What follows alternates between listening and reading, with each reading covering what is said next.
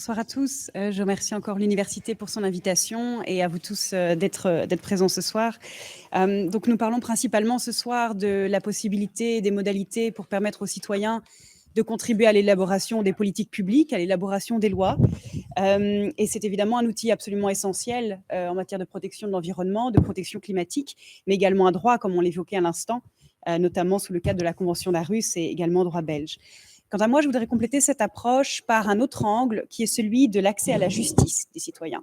Parce que je crois, et c'est en tout cas ce que mon organisation défend, c'est que l'accès aux tribunaux, l'accès au système judiciaire, évidemment pour peu qu'il soit indépendant des autres pouvoirs, est aussi un forum démocratique, est aussi un moyen pour les citoyens de porter leur voix, de contraindre les autorités publiques, les entreprises à agir, à respecter leurs obligations juridiques lorsqu'elles en ont, mais également à agir en cas de manquement fautif, en cas d'omission, à des fins de protection de l'environnement et de remèdes en matière climatique.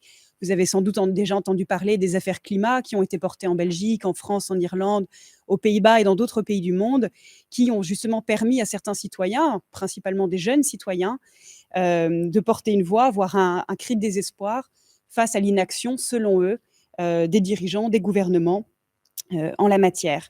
Alors pourquoi est-ce que à Clienters, le contentieux, le recours aux tribunaux est un outil qu'on utilise dans ce cadre de participation à la vie politique, à la vie de la cité et à la contribution à un meilleur cadre juridique pour la protection de l'environnement? Alors, comme on le disait, on est une organisation qui est établie à Bruxelles depuis déjà une dizaine d'années, mais on est originellement une organisation anglaise. On est tout simplement une ONG environnementale, mais qui a une spécificité qui est celle d'être composée principalement de juristes. Et donc, on utilise le droit comme outil de changement, comme outil de protection de l'environnement. Et dans ce cadre-là, on travaille sur ce qu'on appelle, avec une approche qui est une approche cyclique, on part de la science pour revenir toujours à la science. Je crois que la science en matière climatique, en matière de protection de l'environnement, est relativement claire et établie dans certains domaines maintenant, bien évidemment pas complètement, mais on travaille dans ce cadre-là sur l'influence des politiques publiques, de la législation avec des activités de plaidoyer. Donc en matière de vocabulaire, le plaidoyer, c'est comme le lobbying, mais fait par les gentils, mais c'est la même chose. Et donc, on travaille également ensuite sur l'implémentation des lois, leur application par les autorités, les entreprises, les personnes responsables, et à travers différentes interventions. Et on en revient ensuite, suite au contrôle, au suivi de l'application des lois, à aller éventuellement devant les tribunaux quand c'est nécessaire. Et puis ensuite, on ferme la boucle. Donc, c'est l'approche qu'on adopte et c'est l'approche dans laquelle le recours aux tribunaux peut devenir un outil de participation citoyenne à ces politiques. Vous pouvez décider d'aller devant des tribunaux pour diverses raisons, pour des objectifs, je veux dire court-termistes, sans jugement de valeur négative, pour avoir vraiment un résultat concret, relativement immédiat, et celle de mettre en face les autorités en face de leurs responsabilités, obtenir réparation pour un dommage environnemental, par exemple, pour faire annuler, pour faire cesser un comportement illégal, une décision illégale, pour abandonner un projet de décision qui serait illégal. Mais vous pouvez également avoir des objectifs un peu plus de long terme ou un peu plus indirects et qui contribuent clairement aussi à une bonne prise de décision. La menace de contentieux sur les autorités peut aussi les amener à réfléchir, à revoir des projets de décision. Et vous pouvez également avoir des effets à long terme sur le comportement et les décisions des autorités et des entreprises, en multipliant les litiges ou en portant des litiges d'importance particulière, on parlait des affaires climat précédemment, qui peuvent aussi avoir un effet de levier et permettre à terme d'élaborer de meilleures lois, de proposer des amendements à la législation en mettant au fur et à mesure les autorités face à des manquements ou à des défauts d'interprétation qui peuvent aussi révéler des failles dans un système juridique qu'on peut amener à combler. Et donc, dans ce cadre-là, ça permet aussi aux citoyens, aux plaignants, de contribuer à l'élaboration de meilleures politiques publiques. Alors évidemment, encore faut-il avoir accès aux tribunaux. Je vous ai montré une photo d'un tribunal encagé et sous des barrières précédemment. On a parfois ce problème dans beaucoup d'États membres de l'Union européenne, évidemment ailleurs dans le monde, mais on a également un régime juridique qui permet aux ONG, aux citoyens, normalement d'avoir accès à la justice. Alors, ce régime juridique était élaboré en droit international par la Convention d'Aarhus qu'on vient de détailler, et en particulier son troisième pilier, qui est celui de l'accès à la justice. Et c'est une convention internationale extrêmement importante puisqu'elle a pour objet d'offrir un accès large, c'est le terme consacré dans la convention, d'accès à la justice pour le public concerné par les décisions. Alors les ONG ont un statut privilégié, elles sont réputées avoir intérêt à agir si elles respectent un certain nombre de critères administratifs, être en existence depuis un certain nombre d'années, etc. Mais également aux citoyens, aux autres membres du public d'agir. Et donc l'objectif de cette convention est de permettre et d'obliger les États partis, il y a plus de 47 pays dans le monde qui sont partis à cette convention, de mettre en place des voies de recours administratives ou judiciaires contre les actes administratifs pris par les autorités, mais également contre les actes des particuliers. Alors, les actes législatifs ou judiciaires sont exclus du champ de la Convention. Vous ne pouvez pas faire appel d'une décision d'un tribunal grâce à cette Convention. Vous devez avoir recours au système judiciaire devant lequel vous êtes. Et les actes législatifs sont également exclus. En revanche, ça comprend toutes les décisions que peuvent prendre les pouvoirs publics en octroyant, par exemple, un permis de construction pour une centrale énergétique, ça c'est un exemple, ou la construction d'une usine. Tout ça est contestable sous l'empire de cette convention et de son implémentation en droit national. Alors, il faut encore évidemment qu'on soit en matière environnementale, puisque c'est l'objet de cet acte juridique, mais c'est également compris de manière très large. Donc, si vous êtes un peu familier de droit européen de l'environnement, la base juridique classique pour adopter le droit de l'environnement au droit de l'Union européenne, c'est l'article 191 du traité. Donc là, c'est typiquement droit de l'environnement. Mais la notion est beaucoup plus large. Tout ce qui peut avoir attrait à matière environnementale doit pouvoir tomber dans le champ de cette convention et donc faire l'objet d'un examen judiciaire ou administratif, le cas échéant. Donc, le respect de cette convention est assuré par un comité d'examen du respect des dispositions de la Convention d'Aarhus, c'est extrêmement long. C'est un comité qui est donc mis en place, qui regroupe des experts et qui émet des conclusions et des recommandations sur l'application de la Convention par les États partis ou par l'Union européenne, qui ne sont pas obligatoires, mais que les partis ont là pour habitude d'approuver et donc qui s'appliquent à elles. Alors, pour deux illustrations en Belgique récentes de cette convention d'Aarhus, par lesquelles le tribunal de première instance de Bruxelles a admis la recevabilité, donc l'accès à la justice, des citoyens ou d'associations dans des affaires environnementales, directement sous l'application de la convention d'Aarhus.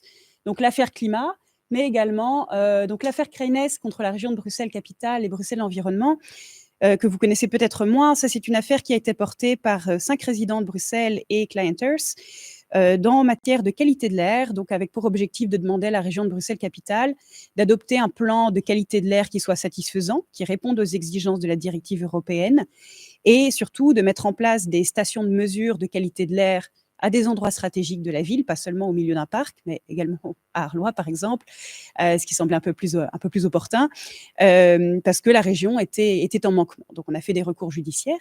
Et l'affaire climat, vous en avez évidemment entendu parler, donc qui a été portée par une association, des citoyens personnes physiques, demandeurs principaux ou intervenants. Également 82 arbres, je l'ai noté, mais bon, les arbres n'ont pas de personnalité juridique en droit belge, donc ils ont été rejetés par le tribunal.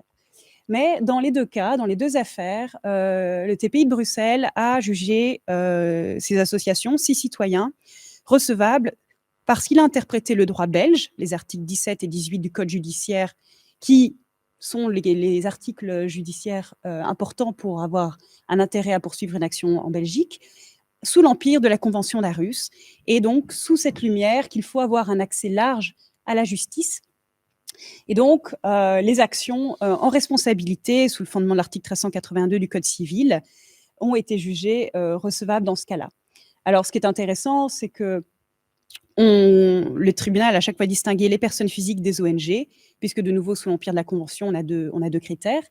Et les associations ou ONG ont été jugées également recevables, non pas parce elles défendent pas un intérêt public large qui serait celui de défendre le préjudice écologique au sens large, mais leur intérêt statutaire est la protection de l'environnement. À cette fin, elles ont un objet social, un objet sociétaire qui rentre dans le cadre de la Convention d'Aarhus et des articles 17-18 du Code judiciaire. Et donc, on considère qu'elles avaient un dommage moral subi par les manquements allégués des autorités dans cette matière. Vous pouvez consulter les jugements, ils sont disponibles en ligne, mais c'est pour vous offrir deux illustrations en droit belge, en matière climatique, en matière environnementale, de l'application de cette convention internationale. Alors, qu'en est-il en droit européen ? monsieur posait la question de l'application de la convention d'Aarhus au niveau européen. Elle s'applique, malheureusement, elle s'applique mal. Et elle s'applique dans certains cas particuliers de manière insatisfaisante. Si vous prenez la jurisprudence européenne, l'Union est très fière d'avoir en place, et c'est la phrase que vous trouvez dans tous les jugements, un système de voies de recours complet, un système juridictionnel complet qui permet d'offrir un accès à la justice large contre les décisions des institutions européennes. Le comité d'examen de la Convention d'Aarhus a une opinion un peu différente, que je vais vous présenter maintenant. On considère que sous le comité d'examen, donc interprétant la Convention d'Aarhus en droit européen, considère que malheureusement non, on n'a pas actuellement en droit européen un système juridictionnel complet pour offrir des voies de recours aux citoyens ou aux entreprises en matière environnementale. Vous avez 3 actions principales que vous pouvez engager en droit européen, des actions directes en annulation d'un acte européen, par exemple une décision de la Commission européenne dans une certaine matière. Vous pouvez faire en principe une action en annulation si vous l'estimez illégale. En revanche, la jurisprudence depuis 1963 empêche de fait les ONG et les individus également d'avoir accès aux tribunaux parce que cette jurisprudence exige d'avoir un intérêt direct et individuel à la solution du litige. Or, une association, par nature, défend un intérêt collectif, on l'a vu précédemment, donc n'a pas un intérêt individuel. Et donc, c'est un obstacle de droit qui persiste depuis 1963. Et donc, par exemple, il est impossible à l'heure actuelle de porter une affaire climat devant le tribunal de l'Union européenne. Vous avez l'affaire Carvalho que j'ai mentionnée ici de 2019, dans laquelle un certain nombre de citoyens européens et non européens ont voulu contester un certain nombre d'actes législatifs européens en matière de réduction des gaz à effet de serre, d'ambition climatique, et ont été rejetés, faute d'un intérêt individuel et direct suffisant pour attaquer ces actes. Donc c'est encore un blocage qui est important. Il y a une autre voie de droit qui est celle d'intervenir dans un litige qui aurait été porté par un tiers qui aurait cette qualité, par exemple une entreprise, admettons, mais encore faut-il que le tiers ait porté cette action. Vous ne pouvez pas faire une action d'intervention s'il n'y a pas de litige principal. Donc vous êtes tributaire de l'action d'un tiers. Et pour cette raison, le comité d'examen du respect de la Convention d'Aarhus considère que ce n'est pas non plus une voie de droit satisfaisante et suffisante. Une dernière voie de droit classique en droit européen, c'est celle des questions préliminaires en interprétation ou en validité d'actes de l'Union européenne. Donc, c'est la situation dans laquelle vous demandez à un juge national de poser une question au juge européen sur l'application du droit européen. Ça nécessite d'avoir accès à un juge national. Donc déjà, vous pouvez aussi avoir des obstacles à ce niveau-là, juridiques, de coûts ou autres. Que le juge national décide de renvoyer la question au niveau européen. Il y a certains cas dans lesquels il est obligé de le faire. Ce n'est pas toujours le cas ou ce n'est pas toujours bien fait. Et puis du temps, parce que les procédures nationales, évidemment, prennent beaucoup d'années. Non pas que les procédures européennes soient forcément plus courtes, mais c'est également une voie de droit qui est indirecte et qui n'offre pas un remède satisfaisant ou aussi direct que l'exigerait la Convention d'Aarhus. Si vous voulez le raisonnement sur tout ça, vous pouvez aller voir les décisions du comité d'Aarhus que j'ai mentionnées ici, qui sont très intéressantes et qui vraiment mettent à bas, en tout cas, les procédures européennes en disant qu'elles ne correspondent pas aux exigences internationales en matière d'accès à la justice en droit de l'environnement. Alors, pour autant, la Convention d'Aarhus a été implémentée en droit européen par le règlement d'Aarhus de 2006, qui vient d'être amendé en octobre, justement suite à ces décisions du comité d'Aarhus qui critiquaient le système européen. Alors, est-ce que c'est encore satisfaisant? Pas tout à fait. Le règlement d'Aarhus instaure un système de recours gracieux, c'est-à-dire c'est un recours administratif où vous allez demander à l'auteur de l'acte, par exemple la Commission européenne qui a pris la décision, de la réexaminer sous l'empire des arguments que vous fondez, de preuves supplémentaires. Ce n'est pas un recours judiciaire. Et surtout, vous allez demander à quelqu'un qui a pris un acte de le revoir. Alors, les chances de succès peuvent être modérées, parce que ça dépend quand même aussi de la bonne volonté de cet auteur. Les ONG ont facilement accès de nouveau à ces recours parce que sous l'empire de la Convention d'Aarhus, elles ont un accès privilégié au système de recours administratif et judiciaire. Donc, il suffit de répondre à un certain nombre de critères administratifs. En revanche, jusqu'ici, les membres du public, les citoyens, n'étaient pas recevables sous le règlement d'Aarhus pour porter ces mêmes recours, alors même que c'est exigé par la Convention internationale. Donc, on avait quand même une faille dans l'implémentation de la Convention de droit européen. Ça a été ouvert partiellement au mois d'octobre, où maintenant, les citoyens, sous réserve de démontrer une affectation de leurs droits et une affectation directe, peuvent, engager ces recours, administratifs. Ou alors, démontrer avoir un intérêt public suffisant, faire signer 3 999 autres citoyens européens sur leur litige. Autant vous dire qu'on peut estimer que ce sont quand même des critères assez difficiles à remplir, mais qui correspondent à un compromis aussi dans la mise en œuvre, en tout cas dans l'amendement du règlement d'Aarhus. Alors, quels types d'actes peuvent maintenant être contestés par les citoyens à travers cette voie de droit? Des actes de portée individuelle européens, par exemple une autorisation de mise sur le marché d'un produit chimique ou d'OGM, ce sont des exemples qui ont été pris en jurisprudence. Mais maintenant, on peut également contester des actes de portée plus générale. Ça pourrait être les actes, par exemple, j'ai mentionné l'acte à la taxinomie sur la finance durable. On parle beaucoup de labellisation de finance durable à l'heure actuelle au niveau européen. Est-ce que le gaz, est-ce que le nucléaire sont des éléments durables sous cette politique? Par exemple, ça c'est un acte européen qui pourrait rentrer dans le champ de ce règlement. Des décisions fixant des quotas de pêche, évidemment éminemment politiques, mais qui ont évidemment des conséquences juridiques sur l'utilisation des ressources naturelles marines et des pêcheries, ou d'autres décisions qui auraient trait au droit de l'environnement. Alors pour autant, on n'a pas une implémentation totale encore en droit européen de tous les actes administratifs qui auraient trait à l'environnement au sens large. Les décisions en matière de droit de la concurrence et d'aide d'État sont encore exclues du champ de la Convention. C'est un sujet extrêmement compliqué au niveau européen, malgré les conclusions du règlement d'Aarhus, qui obligerait en fait l'Union européenne à réviser de nouveau le règlement. C'est éminemment politique, étendu avec la DG Concurrence.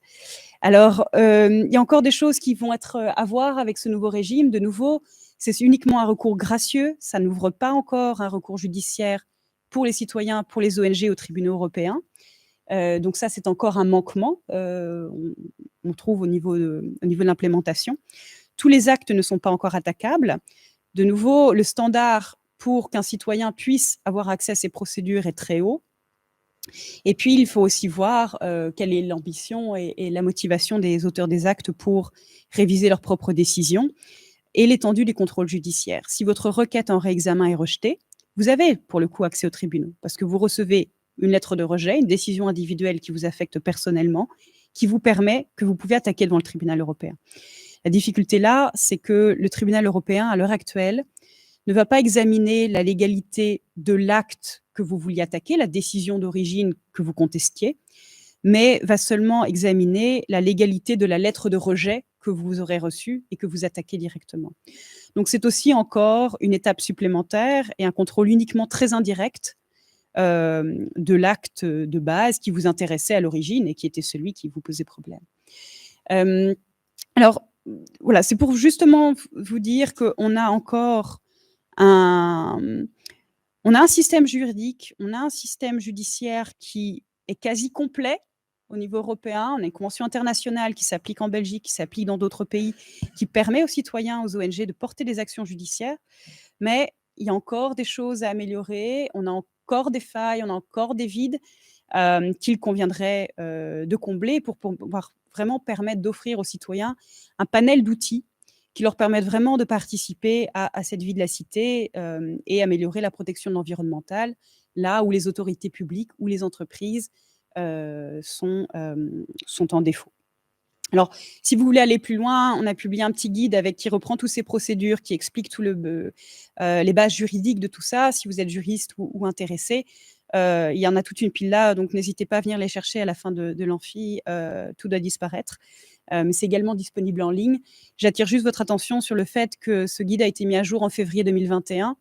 Et donc, même s'il inclut un certain nombre de propositions qui ont été faites pour la révision du règlement d'Aarhus, il n'intègre pas le régime juridique final est adopté au mois d'octobre, donc évidemment, faites attention lors de l'utilisation. Mais ravi de participer au débat et pour toute question, n'hésitez pas.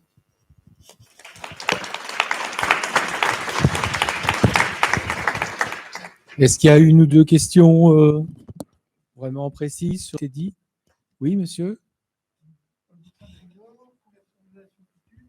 Je me demandais si je suis un béotien en termes de droit. Je vous en prie. Et est-ce que la notion de compétence universelle a du sens dans ce cadre-là, dans le cadre environnemental?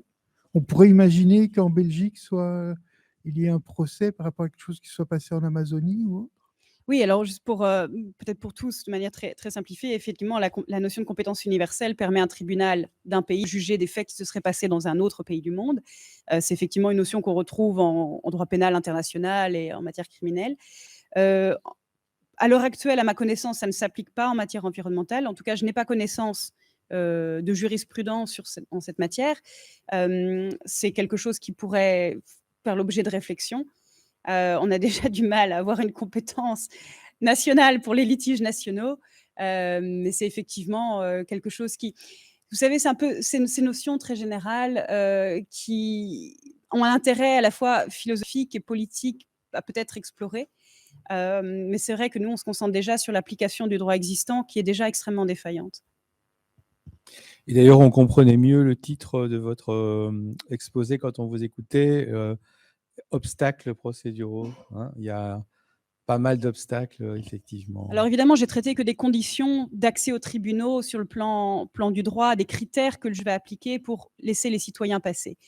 Vous avez aussi d'autres obstacles qui sont celles des coûts de la justice, qui évidemment peuvent être prohibitifs dans certains pays, c'est pas le cas en Belgique, mais vous avez l'obstacle d'avoir besoin d'un avocat, d'avoir accès à l'information aussi évidemment pour savoir ce qui se passe. Donc tout ça, ce sont des obstacles qui sont tout aussi importants, mais bon, qu'il n'appartient pas de traiter maintenant. Merci beaucoup.